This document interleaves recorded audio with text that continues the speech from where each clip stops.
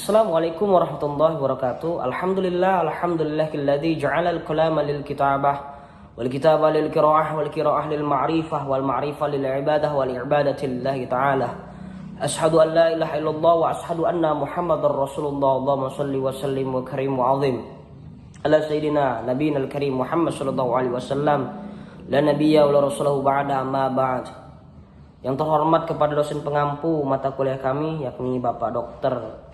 Muhammad Zaki, Bapak Dr. Haji Muhammad Zaki MSAG, MAG, sebagai dosen mata kuliah kami tafsir ayat dan hadis ahkam. Baiklah, izinkan kami memperkenalkan diri. Nama saya sendiri adalah Muhammad Fajri Maulana. Kami berasal dari kelompok 5, yakni tentang tafsir ayat dan hadis ahkam, tafsir ayat dan hadis tentang perang atau qital. Yakni kami memiliki anggota, yakni kami beranggotakan 6 orang. Ada rekan kami yang bernama Abiraka Pratama, dan kemudian ada rekan kami yang bernama Arifina, dan kemudian ada rekan kami yang bernama Junifer Eprama, dan kemudian ada rekan kami yang bernama Leni Mustika Indriani, dan kemudian ada rekan kami yang bernama Sultan Pratama. Baiklah, di sini kami akan menjelaskan makalah kami tentang ayat dan hadis tentang perang atau qital. Baiklah, materi yang pertama yang akan dijelaskan oleh saudara Abiraka Pratama, dan dilanjutkan materi kedua yang akan dijelaskan oleh saudari Leni Mustika Indriani, dan materi ketiga yang akan dijelaskan oleh Arifina, dan kemudian kesimpulan akan disimpulkan oleh saudara Junifer Eprama. Baiklah, kepada mereka waktu dan tempat kami persilakan.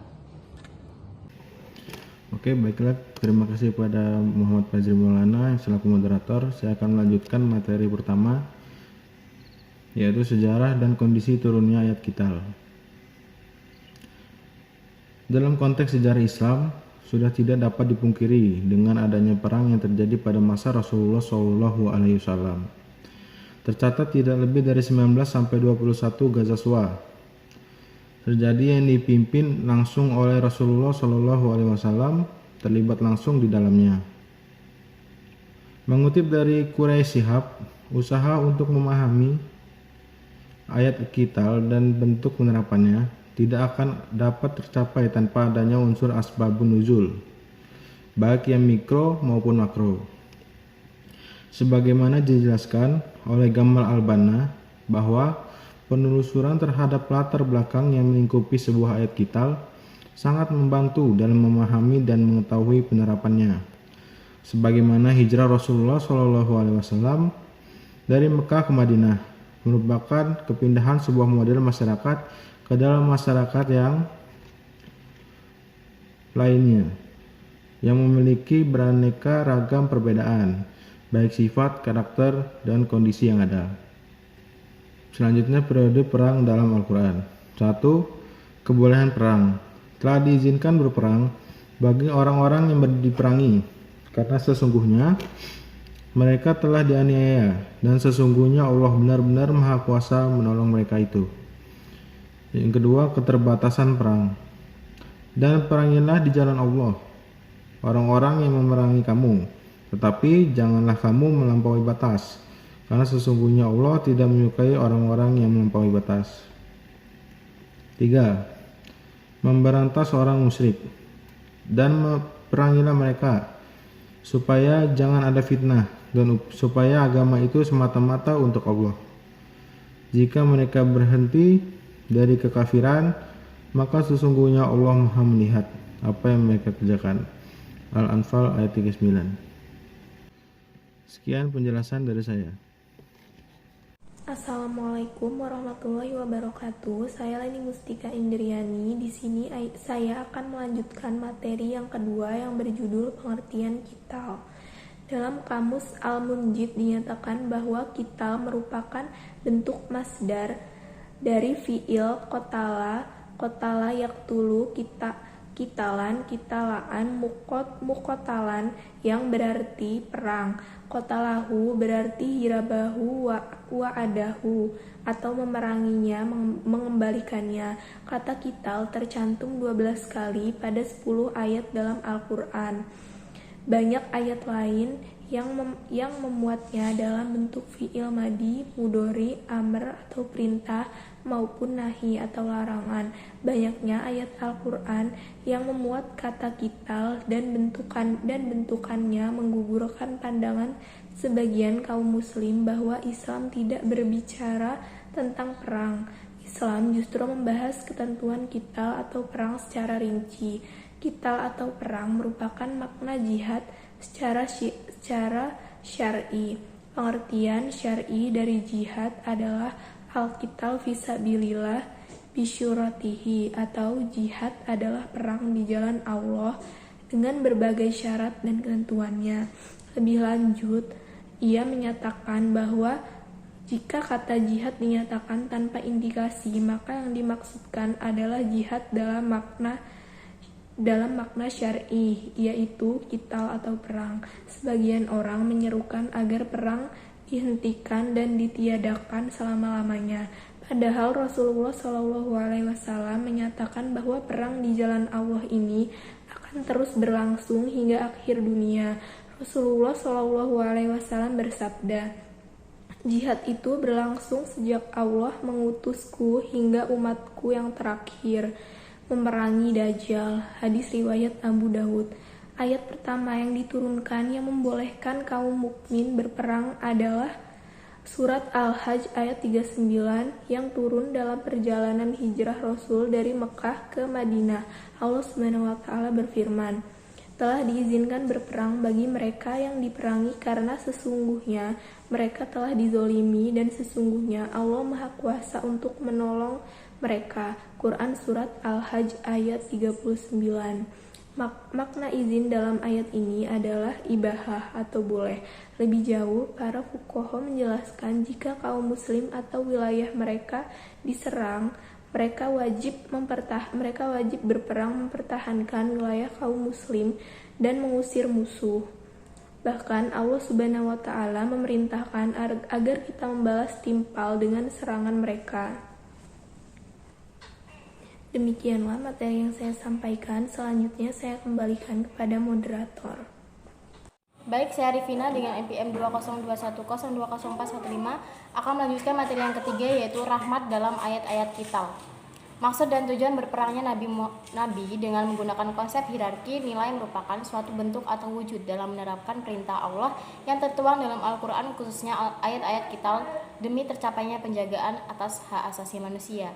Sementara itu, dalam pandangan rahmat sendiri, Rasulullah sebagai orang yang diutus oleh Allah untuk menjadi rahmat bagi seluruh alam atau rahmatan lil alamin, mewujudkan perintah-perintah atas diserukannya berperang bukan dalam arti menginginkan sebuah kemenangan besar, melainkan menginginkan kebaikan atas umat Islam agar umat Islam dapat merasakan kedamaian, kesejahteraan, dan kebahagiaan. Berperang dalam masa tersebut menjadi sarana khusus bagi Rasulullah beserta umatnya untuk menjaga eksistensi mereka agar tetap utuh dan tidak dihancurkan oleh pihak musuh. Beberapa item yang merupakan nilai rahmat dalam ayat-ayat qital, yaitu yang pertama, nilai berjuang, atau nilai ini merupakan nilai dasar yang paling ditekankan dalam peristiwa perang. Seringkali nilai-nilai ini sebagai penyemangat umat muslim sebagai umur dalam mengimplementasikan ayat-ayat qital. Cakupan dalam nilai ini pada semua kandungan ayat-ayat qital yang memang diakui oleh umat muslim bahwa adanya ayat-ayat qital merupakan seumuran dan penyemangat bagi mereka. Berikut ini subkategori dari nilai perjuangan. Yang pertama, nilai-nilai yang berhubungan dengan wujud eksistensi seperti mempertahankan eksistensi umat Islam bukan kemenangan semata. Yang kedua, nilai yang berhubungan dengan kebutuhan lahir dan batin seperti kebahagiaan, kesejahteraan, dan kedamaian. Yang kedua, nilai pembelaan. Sebagaimana penjelasan di atas, wujud semangat Nabi beserta umatnya dalam melakukan peperangan terhadap musuh Islam tersirat adanya wujud pembelaan yang secara nyata dilakukan oleh Nabi atas dasar perintah dari Allah terhadap umat Islam. Yang ketiga, yaitu nilai penjagaan. Nilai penjagaan ini merupakan nilai yang mencakup semua nilai rahmat yang terkandung di dalamnya. Penjagaan terhadap hak kemanusiaan. Dalam pendapat Al-Ghazali berkenaan dengan penjagaan terdapat 5 nilai universal yang disebutkan, yaitu yang pertama, nilai yang berkenaan dengan keutuhan umat Islam. Yang kedua, nilai yang berhubungan dengan banyaknya manusia yang terbunuh. Yang ketiga, nilai yang berhubungan dengan banyaknya harta yang hilang. Dan yang keempat, yaitu nilai yang berhubungan dengan banyaknya manusia yang kafir dan mempengaruhi umat muslim sebagai ikut kafir. Oke, sekian.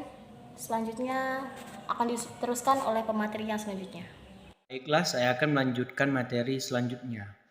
Kesimpulan, ayat-ayat qital dalam Al-Quran bermakna peran, qital perang.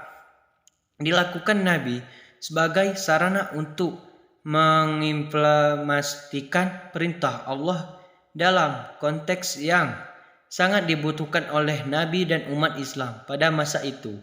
Ayat-ayat qital turun di kota Madinah, tempat Nabi berhijrah. Kondisi internal umat Islam saat itu telah mengalami perkembangan dari segi kekuatan sehingga siap untuk melakukan pembelaan terhadap diri mereka. Setelah mengalami berbagai penyiksaan kaum kafir Quraisy Mekah, sekalipun Al-Quran menyebutkan kata qital dengan sebagai narasi, akan tetapi narasi-narasinya mengarah pada pemerintah berperang. Apabila ayat-ayat qital yang terdapat dalam Al-Quran dianalisis dengan menggunakan teori hierarki nilai Abdullah Said, maka menunjuk pada makna instrumental, yakni sebagai sarana untuk mengimplementasikan perintah yang diberikan oleh Allah. Di samping itu, ayat-ayat qital memberikan tuntunan yang terperinci terkait dengan perintah melakukan perang yang baik dan maslahat. Baiklah, saya kembalikan kepada moderator. Baiklah semuanya, terima kasih telah memberikan pendapat serta saran dan terima kasih atas pertanyaannya. Baiklah semuanya, mungkin itu saja yang bisa kami sampaikan. Apabila ada salahnya itu datang dari kami, dan apabila ada lebihnya datang dari Allah Subhanahu wa taala. Billahi taufiq wal hidayah wa ridha wal inayah. Wassalamualaikum warahmatullahi wabarakatuh.